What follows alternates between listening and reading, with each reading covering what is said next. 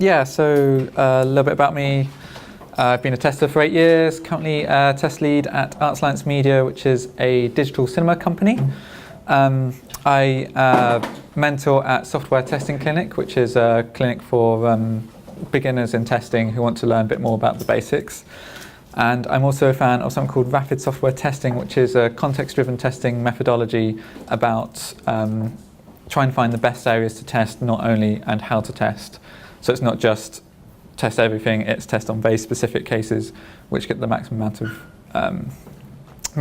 of impact. Cool. So, a lot of you here are for QA. QA testing gets mixed in, but I'll begin this talk just talking a bit about the concepts, just so that this is where I'm coming from and people understand this is where I'm coming from. Testing has many different definitions depending on who you talk to, what you read, where you're coming from. Here are 3 definitions of testing which I've drawn from Weinberg's quality software, testing management, the rapid software testing material by James Buck and Michael Bolton. And they are generally an idea of looking at testing as a critical thinking exercise of a product or system that needs some way of analysis to achieve an outcome or goal. If the trouble is you get a litmus test about this, the litmus test being your parents ask you, what do you do for a living? And you turn around and say, I break stuff. So you've got to, at some point, you've got to get some sort of boundary between the kind of more intellectual context of what you're testing, of what you do, and the actual day-to-day how to explain what you do. Multidisciplinary team is it's a very fixed term. It's a very fixed term in most industries and most professions. If you Google it, the first hit is from healthcare, and it's about drawing together not just a singular doctor for a case, but you might need a psychiatrist, you'll need nurses, you'll need care workers, and this is a single team for a single person going through, say, a recovery from surgery. My background is mechanical engineering, and in that case you tend to have a very particular definition of what a multidisciplinary team is. So if you are making something, say a new aerosol, you want to say you'll need a chemical engineer for the reactions, you'll need a mechanical engineer for the springs, you'll need a manufacturing engineer to work out the principles of how to make the actual aerosol, and you'll need maybe 2 or 3 general engineers to basically work on the grunt work. In software, it's somewhat different. It can be that you end up with a team of generalists and you say it's multidisciplinary because you have 3 devs, 1 tester, 1 Scrum Master, and you say this is multidisciplinary, when in reality you will have people who are better at, say, data science, or you have people who are better at back-end engineering or front-end engineering, or anything to do with DevOps might need another specialist yet again. So there's a degree of cross-functionality and there's a degree of specialism, which is part of what this talk is based on. So the main basis of this talk is talking about the multidisciplinary team and a sort of tale of 2 teams. One, which I've both worked at. One is kind of a small business. It was very much a startup environment. There was less than 20 people in the company. The team was brought together very slowly over a long period of time, but we treated it as multidisciplinary because we had an expert in audio technology, we had an expert in graphics design, we had myself as the QA resource or testing resource, but we also ended up with lots of working quite closely together with sales and closely together with projects and support as well. Team B is a team formed at my current company, and this was a team formed for a single fit project with a very short deadline, and this team had a lot of resource brought in externally. So we had a data scientist brought in, we had 2 generalists, we had 1 front-end engineer, 1 back-end engineer, and a DevOps engineer and a QA has come in for a very singular function. The resource constraints I'm talking about in a small business is very much what you can get out of whatever resource pot you've got. You've got a very finite pot for the whole business. For the medium-sized business, that pot is actually shared around the entire business, and you have to work out more against how your department can project that budget over a longer period.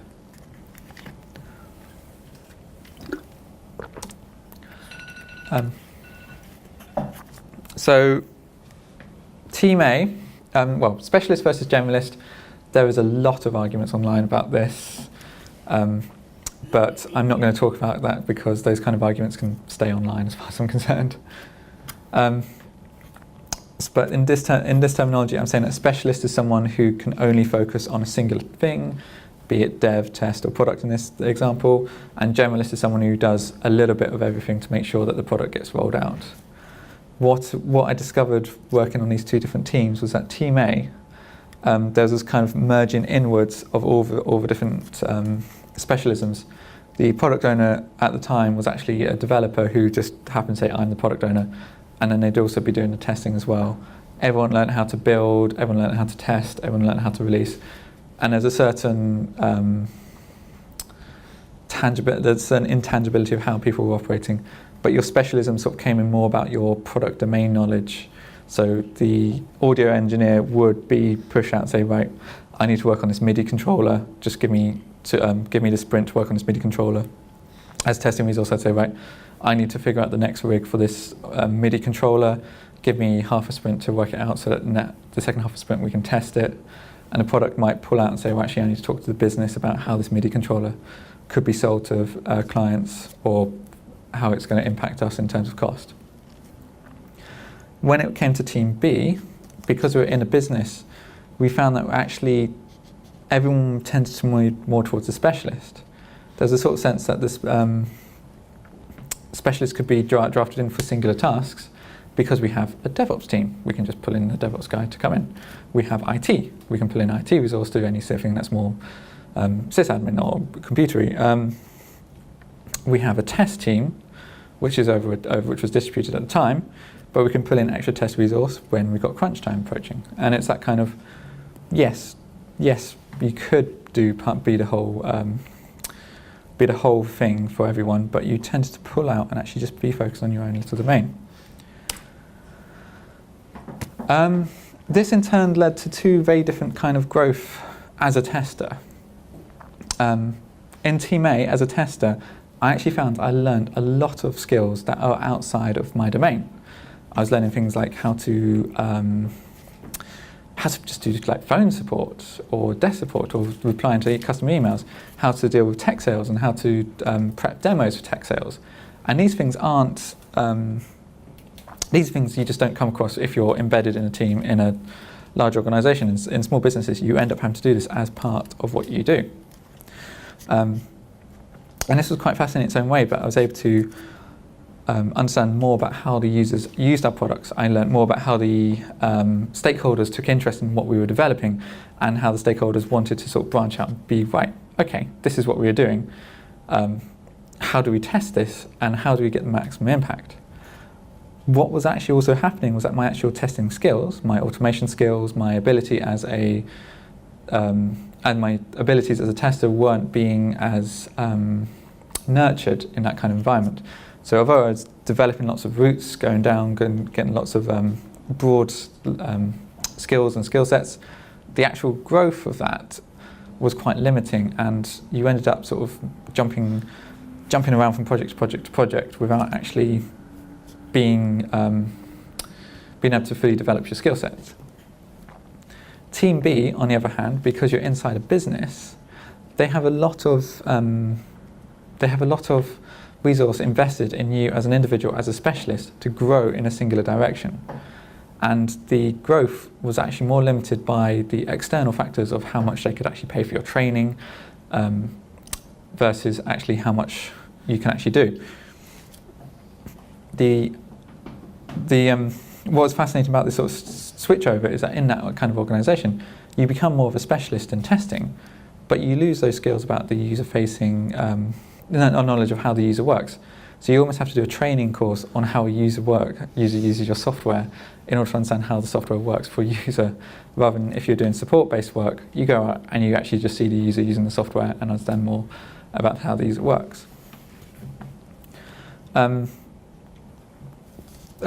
Yes, so that was growth as a tester.